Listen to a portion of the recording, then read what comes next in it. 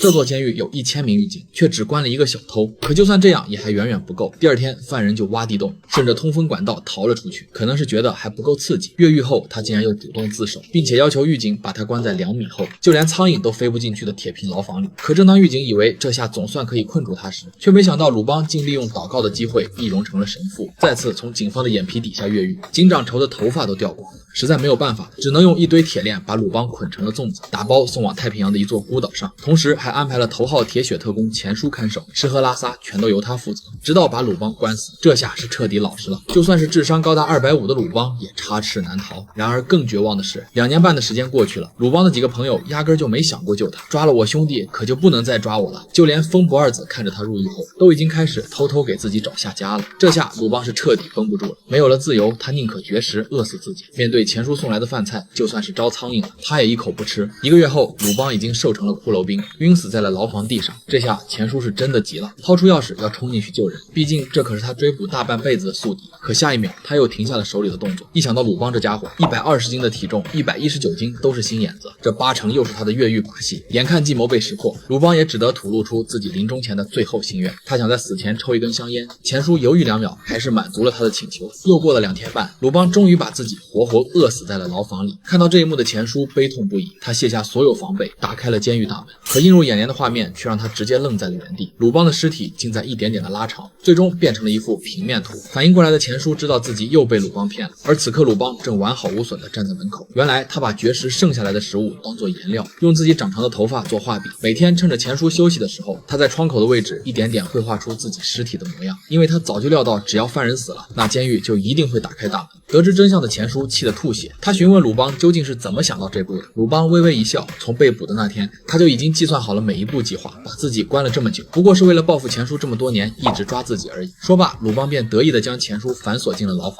以上便是本集的全部内容，接下来再补充一些细节。这集看似是无厘头的荒诞喜剧，实则是一场用智商反制规则的认知战。鲁邦看穿监狱的最高程序，犯人死后必须开门验尸，于是把绝食的剩饭当颜料，用长长的头发当画笔，在窗口绘出2维尸体图，只为触发那条不可违抗的流程。但他越狱从来不是为了自由，而是报复钱叔多年的追捕，漫长的囚禁只是铺垫，最终把看守亲手送进铁门才是致命一击。鲁邦利用的正是看守的怜悯与经验惯性。当钱叔因亲眼见尸而卸下防备时，物理孤岛早已失效。真正的牢笼从来不是铁皮墙，而是钱叔必须按常理出牌的认知铁壁。鲁邦用2年半演了一出饿死自己的戏，最后把看守反锁进他自己设计的逻辑陷阱里，逃跑是假，诛心是真，这才是鲁邦高智商的完美体现。